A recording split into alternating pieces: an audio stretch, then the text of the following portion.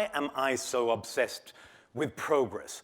Well, it's because I didn't used to believe in progress. I was, like I think most people, a bit of a nostalgic at heart, especially when I was younger. And I thought that there must have been some past when we didn't have all these problems that consume us now, all these risks and all those threats. Sometime when we lived more in harmony with one another and with nature. And I placed that sort of almost fairy tale story back in my ancestors' northern Sweden, in Ångermanland, where they lived a sort of decent, calm, steady farmer's life.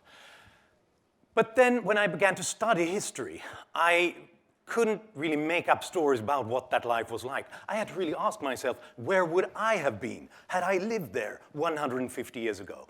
And it turned out that I wouldn't have been anywhere, because life expectancy was shorter than 30 years. I would have been dead had I lived back then. Because at that time, when they had bad weather, a crop failure, they were starving. My ancestors had to put bark from the trees into the bread to make it go longer so that fewer children would die when the weather was bad. And that made it difficult for me to romanticize the past. They didn't live ecologically, they died ecologically back in those days. So that taught me respect for history and statistics, because it gives us a more firm base on which to base our conclusions about the world.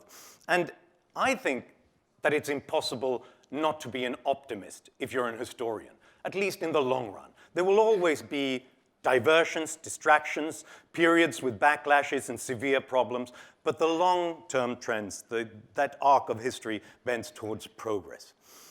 Especially in these last 200 years, extraordinary 200 years, because until then, nothing much had happened when it came to people's living standards. But then suddenly everything happened at once, for three reasons.